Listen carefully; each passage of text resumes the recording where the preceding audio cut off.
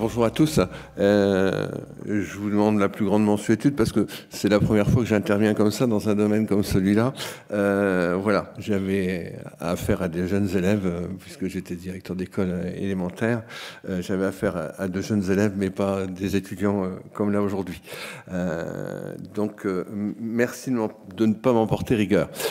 Derrière Monsieur Tassel qui pour nous a été le déclencheur. Pourquoi? C'est une rencontre assez exceptionnelle par des connaissances communes.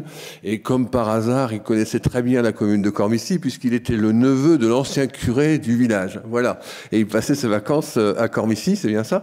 Donc il connaissait bien, il avait bien appréhendé déjà l'organisation et l'urbanisme de Cormicy. Restaurer les édifices de la première construction, c'est vraiment un dilemme. Et restaurer, pour nous, c'est pour dynamiser le centre-bourg. C'est vraiment notre politique municipale première, c'est de se dire on a un centre-bourg exceptionnel, il faut absolument le préserver, il faut absolument lui redonner du dynamisme. Alors j'ai vu sur votre flyer qu'il y avait la citation d'Albert Londres, Reims, tu n'es pas seul, Arras c'est un décombre. Oui, mais on aurait pu dire Reims, tu n'es pas seul, Cormicy est un décombre, juste à côté. Cormicy, on vous l'a dit, commune nouvelle, 1482 habitants. Pourquoi commune nouvelle assez exceptionnelle? Et on intervient régulièrement à l'Association des maires de France, parce que notre terroir est éminemment impacté par l'Aisne. Et la première commune, la plus proche de Cormicy, Jarnicourt, petite commune, a voulu se rapprocher de Cormicy. Et le nouveau dispositif mis en place en 2015 par l'État, donc la création de communes nouvelles, ça a été l'occasion de changer les limites du département et les limites de la région. Et on est un cas exemplaire dans toute la France, puisque on est la seule commune nouvelle à cheval sur 2 régions différentes. Voilà. Ce qui a posé beaucoup de problèmes. Mais c'est vrai que notre bassin de vie, il est essentiellement sur l'Aisne et notre attractivité, elle vient de l'Aisne. Bourg-centre structurant, M. Tassel l'a bien précisé, défini dans le SCOT du Pays rémois et dans l'armature urbaine, on a gagné une catégorie. On était bourg d'appui, maintenant on est bourg-centre structurant. Voilà, du fait aussi des infrastructures qui ont été mises en place au fur et à mesure. On appartient à une communauté urbaine, alors on dit XXL, et je ne sais pas s'il n'y a pas assez d'X, je ne sais pas si ça doit être XXL, c'est quelque chose comme ça, parce que c'est vrai, 143 communes, c'est énorme, 205 conseillers communautaires, vous voyez un peu l'assemblée que ça peut faire, et c'est vrai que c'était un challenge de pouvoir se rassembler autour de Reims. Pourquoi la création de cette communauté XXL? C'est tout simplement que toute la périurbanisation de Reims s'est faite grâce à son attractivité, c'est évident, puis grâce aussi à la volonté qu'on avait de travailler ensemble. Et pendant très longtemps, même les communes rurales à l'extérieur de Reims travaillaient avec Reims régulièrement sur des dossiers comme les lycées, les collèges, etc. Et naturellement, quand il y a eu la loi NOTRe et l'obligation de faire des grandes intercommunalités, nous, on était une intercommunalité de 12 communes, on avait 8500 habitants, donc en dessous des normes, puisqu'il fallait au moins avoir 15 000. Et c'est vrai que naturellement, on s'est tourné vers Reims, mais vous verrez que tout à l'heure, quand je vais prendre un exemple, ça apporte des difficultés, soulignées par M. Tassel. Voilà Cormicy, une première vue, et là on voit très bien, on va dire, ce gros haricot qui correspond au bourg-centre. Et on voit vraiment qu'on est dans une ville, mais dans une ville vraiment éminemment rurale, où le paysage a beaucoup d'importance. Cormicy, ville martyre de la Première Guerre mondiale, on vous l'a dit tout à l'heure, complètement désertée par ses habitants, dès 1914, puisqu'on est sur la ligne de front. Ligne de front bien connue puisque c'est la prolongation du chemin des Dames. On connaît aussi la cohorte 108 avec l'engagement des premiers chars d'assaut. Et Cormicy, donc, n'a plus une seule maison debout à la fin de la guerre. Plus une seule. Comme Reims. Vraiment, l'ensemble du bourg est détruit. Il n'y a plus un arbre debout, un terroir profondément remanié, un paysage complètement bouleversé. Il l'est encore. Monsieur Amat vous en parlera ensuite, puisqu'il interviendra sur ce domaine-là. Vous voyez ici une carte postale. Je ne sais pas si la pixelisation, parce que je ne sais pas si c'est de bonne qualité. Voilà, on se rend compte vraiment. Là, ici, en premier plan, on a l'église. Et derrière, on voit toutes les maisons qui sont détruites, absolument toutes. La reconstruction commence et on voit donc ce qu'a exposé M. Tassel tout à l'heure, cette reconstruction qui est faite par une entreprise et un architecte. Toute la ville est reconstruite par une entreprise et un architecte avec un matériau homogène et on voit les premières maisons qui sont reconstruites et au fond là-haut on voit que cette église qui n'attend aussi les matériaux pour être construits mais surtout les fonds. Cormicy, ville martyre de la Première Guerre mondiale, 2 hameaux détruits, jamais reconstruits. Ça, il y en a eu plusieurs, il y a plusieurs communes, hein, il y a Ben-Norrois, etc. dans la Marne, et Cormicy n'a pas ajouté le nom de ces 2 hameaux, comme La Neuville et Sapigneul. Bien souvent, il y a eu cette association, et là, c'était pas le cas. C'était des petits villages, hein, puisque pour l'époque, 62 habitants à La Neuville, 96 à Sapigneul, c'était déjà une petite commune. La commune de Janicourt, qui s'est rattaché à Cormicy, c'est 55 habitants actuellement. Voilà. Zone rouge de plus de 100 hectares, là, monsieur Amat vous en reparlera. C'est aussi un élément primordial de notre paysage. Et encore récemment, des soldats découverts sur le terroir, régulièrement. Dernièrement, un soldat russe, 7 au total depuis mon élection en 2008. C'est quand même un terroir qui se souvient régulièrement de tous les combats qu'il y a pu y avoir sur notre territoire. Et le plus sanglant a été l'attaque Nivelles, tristement célèbre, donc les 16, 17 et 18 avril 1917. Et donc la création d'une nécropole nationale de la Maison Bleue avec 14 430 soldats morts pour la France qui y sont inhumés. On voit ici, donc en bas, Sapigneul à la fin de la guerre, et là le seul monument qui existe actuellement, c'est un pan de l'église qui a été reconstruit, donc en hommage au hameau de Sapigneul. Vraiment, le point de départ de la redynamisation de notre commune, c'est notre homologation petite cité de caractère, qui s'est fait en 2 temps, puisqu'il y a une première phase où on doit être homologable et après on est homologué. Et donc, depuis cette volonté d'être reconnu petite cité de caractère, vous allez voir, il y a eu vraiment un essor de la commune et une réelle volonté de sauver notre patrimoine. On l'a dit tout à l'heure aussi, c'est que on est sur la zone d'engagement de la mission UNESCO, je vous l'ai précisé, donc coteaux, caves et maisons de champagne. Et on a un vignoble de 55 hectares, le plus septentrional de France même, au niveau appellation, hein, et véritable porte du Champagne.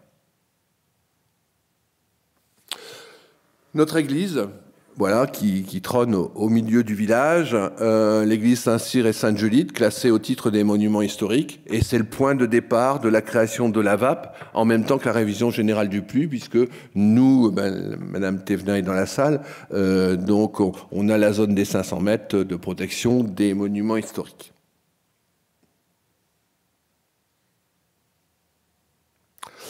On représente tout le temps l'ange au sourire de Cormicy. Pourquoi je le présente là? Simplement dire que toute la communication qui a été faite par la commune, c'est une communication papier avec le sourire de Cormicy, c'est le journal municipal, mais aussi un site Facebook qui a été créé donc par l'équipe aussi et qui s'appelle Le Sourire de Cormicy. L'ambition municipale, dès le départ, en 2008, quand on a été élu, c'est vraiment redynamiser le centre-bourg, éviter la périurbanisation. C'est-à-dire que le noyau central du village, donc délimité par les remparts, il était déserté par les habitants. C'était une population vieillissante qui était... Tous les commerces fermés les uns après les autres, puisqu'il y a eu la création d'un intermarché en périphérie du village qui a concentré toute l'activité commerciale. Disparition de 2 boucheries, disparition de 2 épiceries, etc. Et petit à petit, on a fait le constat que il se passait plus rien dans le centre du village. Et le pire qui est arrivé, c'est la création de l'école maternelle et de l'école élémentaire, qui étaient encore 2 villages, mais qui qui correspondaient plus aux attentes de l'éducation nationale, aussi bien pour le nombre de classes que la disposition des locaux avec la restauration scolaire, etc., qui nous obligeait à avoir beaucoup de nombreux déplacements. On a tout recentré sur un même site. Si bien que on a eu la vacance de 4 salles de classe, de l'école maternelle complète, on a eu la vacance du presbytère avec l'abandon des curés ici dans nos villages. Voilà. Et tout ça, c'était une volonté.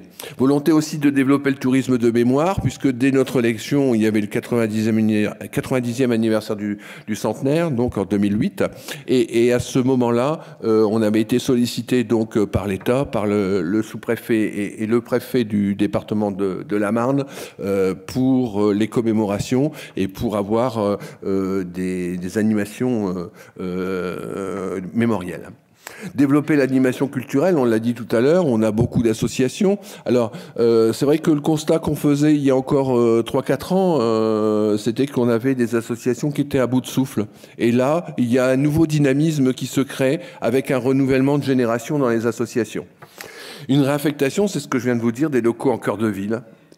Et aussi la réhabilitation des friches artisanales, puisque avec la création de l'Intermarché, on s'est retrouvé avec des commerces en complète déshérence, comme la boucherie d'Arocha, que vous voyez là, boucherie Saint-Vincent, que vous voyez en cœur de village, 530 mètres carrés, en plein cœur de village. Là, on est juste en contrebas de l'église, c'est la vue juste en contrebas de l'église au monument aux morts. De l'autre côté, sur la droite, vous voyez ici, la maison de la presse, qui est là, et toute cette boucherie-là, donc ici, 530 mètres carrés, en déshérence totale, succession qui s'est mal passée, voilà, et des projets qui n'ont pas abouti, j'y reviendrai tout à l'heure.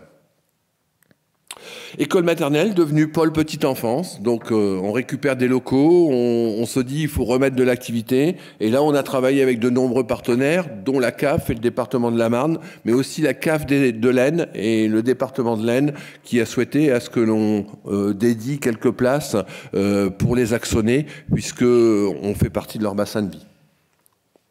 Donc on a travaillé avec un architecte et les salles de classe ont été réhabilitées en pôle petite enfance.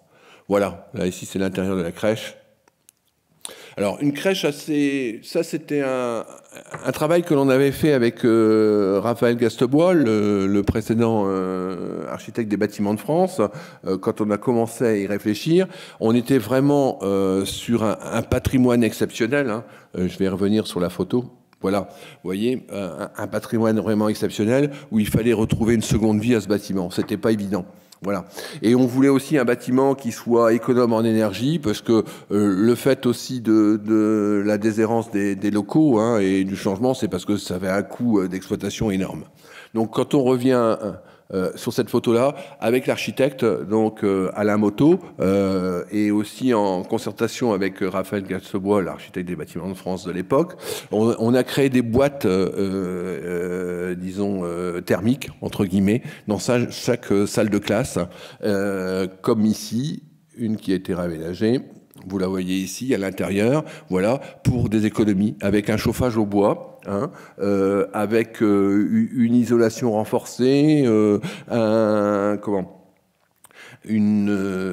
chauffe-eau thermodynamique et aussi des cellules photovoltaïques qui a été placée avec la société Emeris qui a fait des cellules photovoltaïques spécifiques qui s'imbriquaient complètement dans les tuiles du bâtiment. Le presbytère, en déshérence aussi, et là, c'est les services de l'État qui nous ont sollicités pour pouvoir faire une maison de service au public, où dans cette maison de service au public, on peut faire toutes les démarches administratives, quelle que soit l'administration, mais aussi on y dispense des cours d'informatique. On s'est rendu compte très tôt qu'il y avait toute une population, toute une frange de la population qui n'avait pas accès au numérique, et on voulait leur permettre de pouvoir y avoir accès. On a utilisé au tout début un CAE, donc, qui faisait des cours d'informatique. On s'était dit en 2009, quand on a commencé, en 2011, 2012, on aura de moins en moins de monde. Et puis finalement, on est en 2016 et on a doublé les effectifs dans les cours. Les gens sont très intéressés et sont sensibles à la formation. Voilà maintenant la maison de service au public, juste à côté de l'hôtel de ville que vous voyez derrière. Là, ici, ancienne épicerie, devenue magasin d'optique, voilà le genre de bâtiment qui était en complète déshérence avec la création de l'Intermarché. Ça avait été racheté par un investisseur. Et là, grâce au PLU et grâce à l'appui aussi de l'architecte des bâtiments de France, Madame Thévenin, qui est dans la salle, on a pu persuader le propriétaire, le nouveau propriétaire, de mettre à disposition de 2 jeunes qui portaient un projet de créer un magasin d'optique. Voilà, le magasin d'optique Clem et Jo. On pensait que c'était une hérésie, on nous disait qu'on était fous d'autoriser ces 2 jeunes du village à s'implanter là, ici, dans un magasin d'optique. On était persuadés que ça ne marche pas, et ça marche très très très bien. Ils sont vraiment au-dessus de leur espérance au départ, de leur business plan de départ. Pourquoi? Parce que les gens, au lieu d'aller à Reims, ils peuvent aller dans une commune rurale où il n'y a pas de difficulté de stationnement, il n'y a pas de parc-mètre, il n'y a rien du tout. Ils ont en plus des produits de qualité puisqu'ils essaient d'avoir que du produit français. C'est leur marque de fabrique aussi. Ils travaillent avec un laboratoire qui est très proche à Soissons et qui permet d'avoir les lunettes très rapidement, et ils ont un service aussi d'accompagnement pour les plus jeunes enfants avec un service d'essai, etc. Et ça marche bien. En plus de ça, ils ont du matériel avec lequel ils peuvent se déplacer. Ils vont dans les maisons de retraite ou ils vont chez les personnes âgées, chez les particuliers pour faire toutes les prises de mesure. Donc, et finalement, ça a très bien marché. Là, ici, on voit la limite du projet privé. Hein. Vous voyez la devanture, c'est ce que disait tout à l'heure M. Tassel. On a des grandes difficultés pour traiter ces façades-là, parce qu'elles se dégradent. Et vous voyez ici, dans le bas, les briques qui se dégradent. On vient d'avoir l'explication, parce qu'on a travaillé avec la Fédération française du bâtiment. C'est le sel, donc, qui va attaquer, aussitôt qu'on sale les rejets de sel de la route, qui attaquent, aussitôt qu'on a fragilisé le calcin qu'il y a naturellement sur la brique. Tout de suite, elle se dégrade. Un exemple, la maison de la presse qu'on a vu tout à l'heure, et là c'est un projet communal puisque c'était un bâtiment qui appartenait aux hospices de Cormicy, on en a parlé tout à l'heure, qui maintenant au CCAS, qui était rebasculé à la commune. Donc avec l'architecte des bâtiments de France, on a travaillé sur la devanture. Comment on peut réaménager les devantures et leur donner un caractère spécifique. Il y a eu un travail aussi sur le lettrage, etc.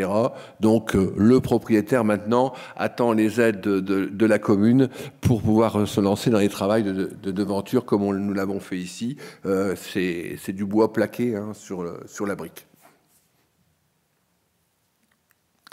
On continue dans la création d'une médiathèque. On se retrouve avec des salles de classe libres. Et là, aussitôt, on a un projet porté par l'équipe municipale au 2e mandat, par les jeunes du conseil municipal, de créer une médiathèque. La voilà, à l'intérieur des 2 classes. On a simplement supprimé une cloison entre les 2 classes et le couloir pour avoir une grande salle. Et à notre surprise, c'est quelque chose qui marche très très bien. On a plus de 350 adhérents à la médiathèque. Et franchement, c'est un point d'ancrage pour l'animation, pour le culturel, bien plus large que les livres à disposition. Je vais revenir sur la réhabilitation de la friche artisanale et commerciale Saint-Vincent. Vous voyez cette fameuse boucherie, hein, énorme boucherie qu'on peut avoir en cœur de village. Donc il y a eu à la fin, quand Monsieur Darrocha a pris sa retraite, il y a eu 2 successeurs et tous les 2 ont fermé boutique rapidement dans les 2 ans. Hein, et à la fin, on s'est retrouvé 100 personnes et un bâtiment qui se dégradait. Et là, il y a une réelle volonté municipale de suppléer l'absence de projets privés en cohérence avec la sauvegarde du patrimoine, puisque tous les projets privés qui nous étaient présentés, c'était simplement de la découpe spéculative pour faire des logements. Et on voulait absolument qu'on garde ce caractère, le caractère du bâtiment dans l'état actuel. Il y a eu l'intervention de l'ABF, l'architecte des bâtiments de France, par 2 fois, et puis aussi l'aide des services de l'État, subvention DETR pour l'achat du bâtiment. Donc on a négocié le prix avec la famille, 185 000 €, très peu cher, mais il y avait une vraie volonté aussi pour les héritiers de permettre à la commune de porter un projet. Et ça s'est bien arrêté, ça s'est bien tourné, puisqu'on a eu une subvention de 30% et on a pu l'intégrer facilement dans notre budget. L'étude de faisabilité pour le transformer en hôtel-restaurant. Premier projet, dire, en plus de ça, c'est une des obligations en tant que petite société de caractère, c'est d'avoir un lieu de restauration que nous n'avons pas ou qu'on a en périphérie, pas en cœur de bourg. Et donc, première idée, avoir un hôtel-restaurant. Restructuration de l'ancienne boucherie, là aussi on a des plans, il y a beaucoup de discussions, on a un premier projet donc avec une salle de 40 couverts et puis 8 chambres, voilà. Gros débat au sein du conseil municipal et abandon du projet d'hôtel-restaurant. Tout de suite, au sein du conseil municipal, il y a eu une opposition de quelques-uns et on voulait vraiment avoir un projet qui se fasse à l'unanimité du conseil et on abandonne le projet d'hôtel-restaurant. On avait eu 2 porteurs de projets que l'on avait rencontrés et les 2 qui étaient déjà sur Reims, finalement leur business plan ne rassurait pas l'équipe municipale et c'est vrai qu'on mettait tous nos œufs dans un même panier et ça ils n'appréciaient pas. Il y a un consensus tout de suite qui se dessine. Créer 2 cellules commerciales, c'était 3 au départ, 2 cellules commerciales, une salle événementielle sous la pression des associations et 3 logements. Voilà ici le projet avec sa réhabilitation totale. Vous voyez la qualité du projet tel qu'il est défini. Et donc ça a été travaillé aussi avec l'architecte des bâtiments de France. Et le maître d'œuvre, donc Alain Moto, c'est le même que celui qui a fait le pôle petite enfance que vous avez eu tout à l'heure, la crèche. Avec la municipalité, adapte le projet. La commission économique reçoit et sélectionne les porteurs de projets. Il y a vraiment la volonté de remettre du commerce en cœur de ville. La commission sociale étudie la typologie des appartements et des loyers en fonction des demandes. On a beaucoup de demandes dans des communes comme la nôtre. Les communes voisines n'ont aucun logement locatif. On a la chance d'en avoir et il y a une forte demande. On a une liste là ici, la dernière que l'on a vue en CCS. On a 22 demandes sur notre commune que l'on ne peut pas satisfaire. Donc la commission sociale étudie la typologie, voit les appartements qui sont les plus demandés. Et ensuite, la commission des fêtes et cérémonies repense la scène événementielle parce qu'on a un gros souci de salle. On a des associations qui redeviennent dynamiques dans la commune. Et c'est vrai que tous les week-ends, il nous manque des salles sur la commune.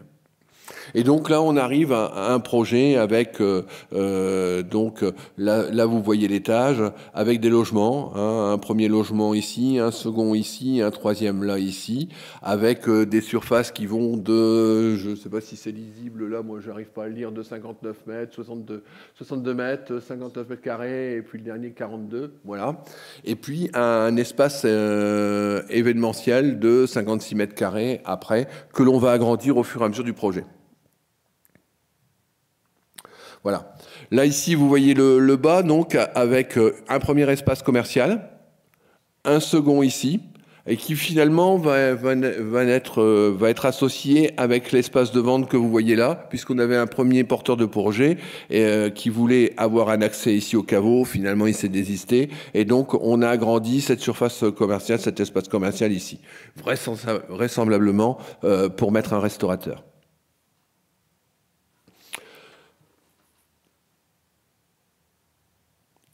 La réhabilitation de la friche artisanale et commerciale Saint-Vincent, dans sa phase qui n'est pas finale, mais disons on en est au 4e acte, il y a déjà l'aide de l'État, la DETR, la dotation de soutien à l'investissement local aussi, et l'importance d'être commune nouvelle dans le dispositif de l'État. Les communes nouvelles sont prioritaires pour la DETR.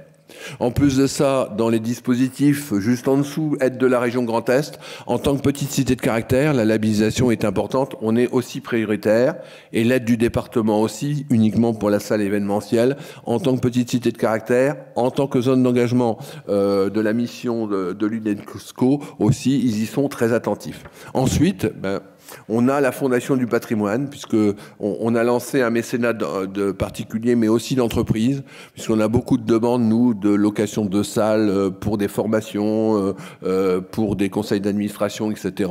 Et donc, on voudrait un réel partenariat. On a aussi un partenariat avec la CCI, sur les porteurs de projets des cellules commerciales. Ça, c'est une volonté du conseil municipal qu'un spécialiste puisse étudier le dossier du porteur de projet. Et là, on a un contrat avec la CCI de Reims-Épernay. Ensuite, le CCAS, donc le Centre communal d'action sociale, maintenant c'est une commission sociale, qui a défini donc des critères pour le logement à caractère social, les 3 logements, avec des prix très sociaux, qui ont été définis en conseil municipal, et des critères d'attribution de ces logements. Ensuite, l'architecte des bâtiments de France sur la qualité du projet et le soutien de nos demandes. À chaque fois, on l'interpelle pour avoir une lettre d'accompagnement dans nos dossiers, et qui fait bien souvent la différence, et on leur remercie à chaque fois. La mission UNESCO, la lettre de recommandation aussi, du président de la mission UNESCO est importante aussi pour nous. On va passer sur un autre sujet maintenant, sur les travaux d'aménagement de diverses rues du centre-bourg. Lors de notre labellisation Petite Cité de Caractère, on avait pris l'engagement donc de remettre à niveau tous nos espaces voiries sur la commune qui étaient fortement dégradés. On a aussi l'obligation donc d'enfouir les réseaux, de requalifier les rues, et donc on avait le projet de 7 rues du centre-bourg à réaménager.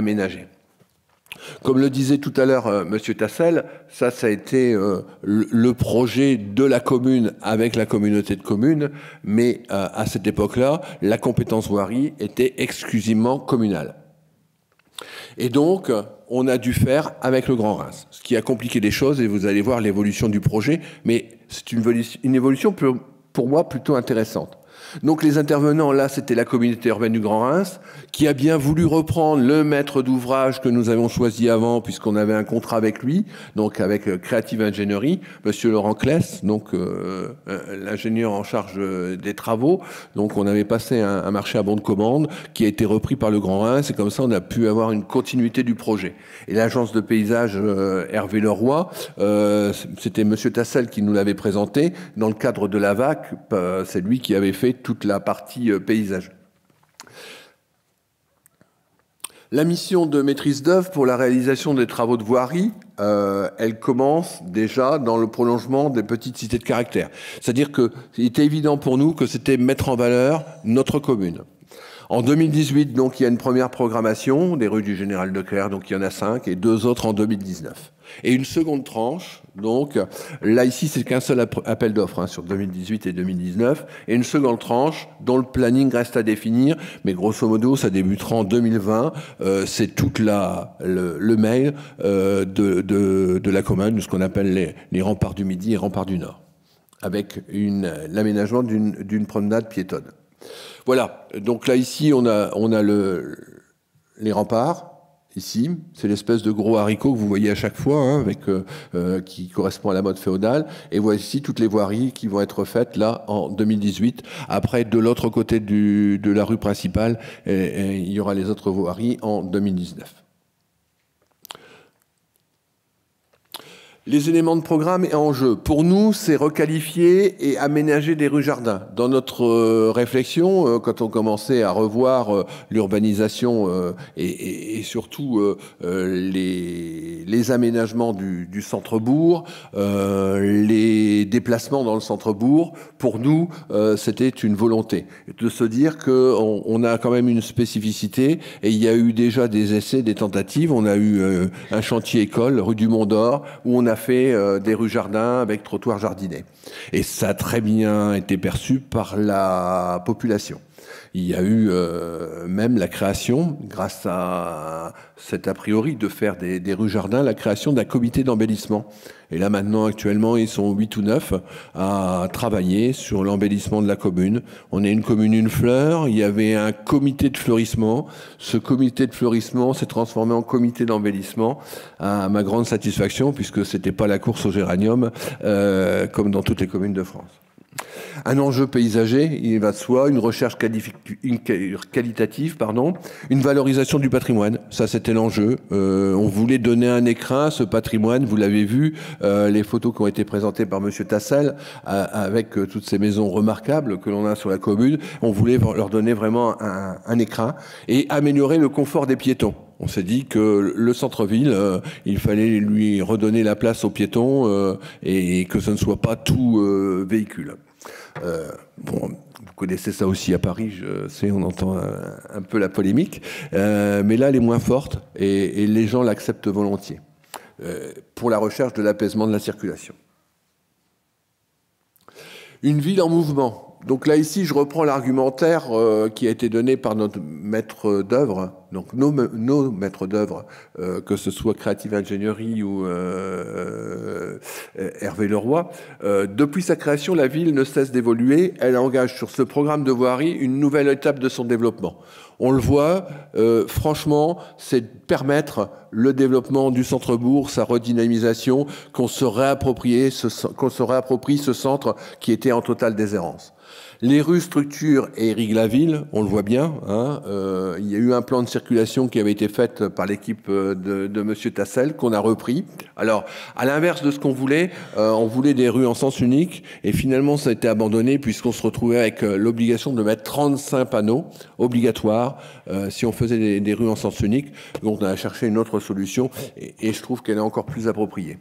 Les rues sont aussi porteuses d'histoire, elles valorisent l'architecture et portent l'urbanisme. Chantal Lampenois, la première adjointe, avec Laurent Criff, l'adjoint à l'urbanisme, ont fait un sentier de découverte de notre village, donc avec des stations donc qui permettent aux visiteurs de s'approprier justement ce caractère assez exceptionnel. Les rues organisent les espaces ouverts de la commune par différence avec l'architecture qui délimite les espaces fermés. On veut vraiment une organisation entre une liaison qui soit forte entre l'architecture et les espaces ouverts. Les rues manifestent la volonté d'habiter les uns à côté des autres. Vous l'avez vu, dans notre centre-ville, on n'est pas dans une cité ouvrière du Nord, un coron de mon enfance, mais presque. Les maisons sont l'une à côté des autres. À l'inverse de ce qui se passe en périurbanisation, où là, on a des logements qui sont individuels et qui n'ont aucune juxtaposition. Les rues du XXIe siècle sont des espaces de convivialité portés par un environnement jardiné, ça on en a déjà vu, mais la volonté c'est vraiment de faire des rues de l'avenir et pas d'avoir des rues qui soient tout véhicule. De plus en plus, dans le PLU et dans la VAP aussi, on insiste sur le fait d'avoir des emplacements, 2 emplacements par terrain et par maison construite pour les véhicules. Les travaux engagés doivent durer 50 ans. On va y revenir tout à l'heure avec les modifications qu'il y avait avec le Grand Reims. Et le projet doit être regardé avec les yeux de notre petits-enfance. Oui, c'est pas pour nous. Et c'est pour ça que au conseil municipal, on a évité les débats en prenant des spécialistes et en prenant et faisant des études préliminaires qui nous permettent d'avoir une assise technique qui soit acceptable par tous. Au début, quand on a été élu, on s'est rendu compte qu'autour de la table, il y avait 15 conseillers, c'était 15 spécialistes en voirie. Et finalement, ces 15 spécialistes en voirie, à la fin, on arrivait sur un projet qui n'était pas consensuel du tout, puisque chacun campait sur ses positions. Alors que quand on faisait des propositions par une étude de faisabilité, quand il y avait une étude préalable qui était faite, et qu'on pouvait débattre sur plusieurs solutions, là, c'était accepté par tous et il y avait un réel consensus. C'est aussi une méthode à apporter dans nos communes rurales, parce que, à l'inverse des grandes villes, on n'a pas de service d'urbanisme, pas de service voirie, et c'est vrai qu'on est les seuls à mettre les mains dans le cambouis hein, quand il s'agit de voirie, voilà, et c'est assez compliqué quand on veut écouter tout le monde autour de la table. On a fait une fiche diagnostic rue par rue pour bien analyser les besoins qu'il y avait. Je vous fais grâce de tous les détails, mais il y a une fiche très, très précise qui a été faite pour les 7 rues, avec son dimensionnement, avec le bâti, les enjeux spécifiques pour chaque rue, hein, et les idées de projet. Par exemple, ici, si je prends là une rue, j'ai pris Léon Bourgeois, suppression des bordures et caniveaux, récupération des eaux de pluie par un caniveau central. Voilà le genre de dispositif que on a soumis au conseil municipal et à la commission voirie pour étudier donc notre projet.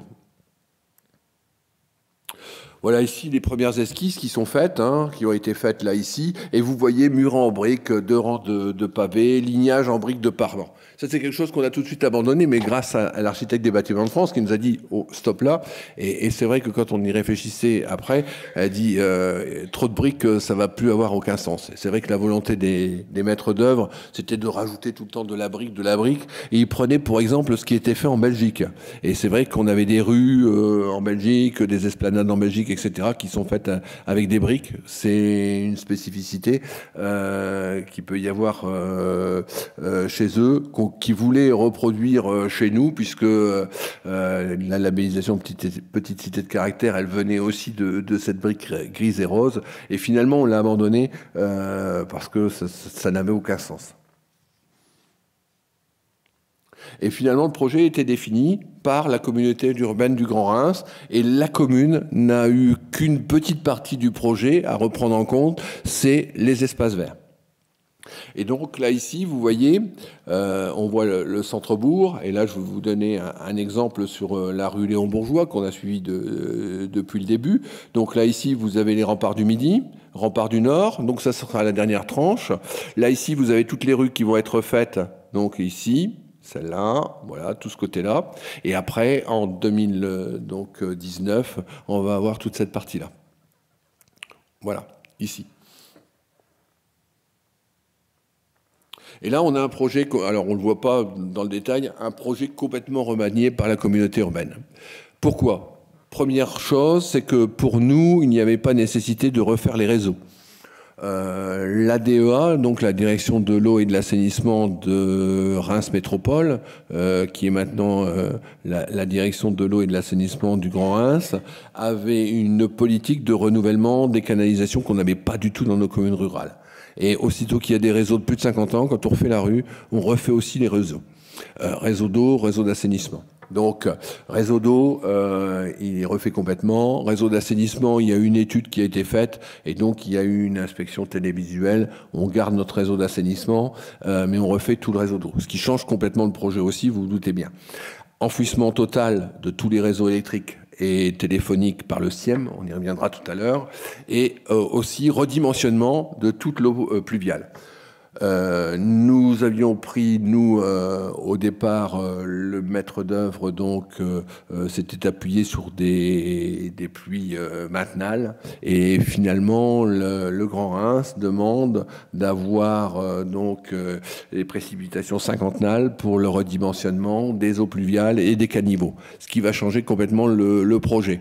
Vous avez vu tout à l'heure, on n'avait qu'un seul caniveau central et on va se retrouver sur un projet avec 2 caniveaux. Voilà. Voilà le projet abouti. Donc, je vous fais grâce de tout ce qui est en dessous, mais là, on est sur la partie au-dessus. Donc, la partie verte avec les arbres, mais c'est la seule chose qui est poursuivie par la commune de Cormicy et par le conseil municipal. Vous avez donc 2 caniveaux qui ont été créés donc, et redimensionnés au niveau pluvial, ce qui change tout par rapport à ce qu'on a fait. Et puis la suppression donc de briques sur la voirie et on reprend des pavés en porphyre sur la totalité donc de la chaussée, sur la longueur de la chaussée. On voulait avoir du sens unique et finalement on a abandonné le sens unique. On sera en zone 20, donc zone de partage, quelque chose d'intéressant qu'on a déjà fait dans 2 autres lieux qu'on viendrait aménager et finalement c'est la solution. Là ici la chaussée, sur la chaussée en elle-même on peut pas se croiser, mais par contre on peut aller sur le caniveau et en roulant sur le caniveau on peut croiser 2 voitures. Donc on recherchait un apaisement de la circulation. C'est sûr qu'obligatoirement, là, les gens vont devoir rouler plus lentement. Et en plus de ça, on répond à notre volonté d'avoir obligatoirement des chaussées partagées qui sont essentiellement faites aussi pour les piétons et les moments avec les poussettes. Et ainsi, on est aussi en norme PMR. Et voilà le plan de plantation. Et là c'est la commune qui est maître d'œuvre et donc qui aura un lot spécifique pour la plantation et les espaces verts. Vous voyez qu'il y a une réappropriation par rapport à ce qu'on connaît actuellement dans nos villages, du paysage, de la volonté d'avoir des espaces paisibles grâce à la végétalisation. L'aménagement des 7 rues du centre-bourg, donc on a 2 types d'interlocuteurs quand on parlait de réseau hein, et pour porter un projet. Là, ils sont nombreux et on va les reprendre là pour terminer. Il y a la maîtrise d'œuvre. Là, c'est quelque chose d'important et franchement, si on n'avait pas eu une bonne maîtrise d'œuvre au départ, c'est un projet qui n'aurait pas été repris par la communauté urbaine du Grand Reims. Et il y a plusieurs communes qui en ont fait des frais, c'est-à-dire que des projets qui n'étaient pas assez aboutis ou des projets qui étaient lancés par un conseil municipal sans une étude préalable sérieuse n'étaient pas repris par les services du Grand Reims qui, eux, sont très pointilleux sur les solutions techniques. On avait un paysagiste avec qui on travaillait, qui nous donne une unité aussi, puisque là on a fait un marché à bonne commande pour avoir une unité paysagère sur la totalité de nos projets. C'est lui aussi qui nous a proposé plusieurs solutions sur les squares, réaménagement des squares. Le service de l'eau et de l'assainissement, je vous l'ai dit, qui a contrarié pas mal le départ, puisque sur un budget où on était à peu près de 650 à 630 000 euros, on se retrouve avec un projet de 960 000 euros. Voilà, donc ça a fait un bond conséquent. C'est pris en charge totalement par la communauté urbaine. La commune de Cormicy n'aurait jamais pu porter un projet à ce coût-là. Les services eau pluviale, c'est vrai que nous, on a eu l'inscription de notre commune en 2011, donc au titre des catastrophes naturelles, puisqu'on est une commune typique du vignoble, avec ses coulées de boue et cette eau qui descend du coteau, et qui a causé de gros troubles dans la commune. Et donc, ils ont été vigilants, ils ont regardé tout le réseau pluvial et ils l'ont redimensionné, comme je vous le disais tout à l'heure. Le service voirie, qui a des exigences aussi, mais elles étaient similaires à ce que l'on avait sur la commune.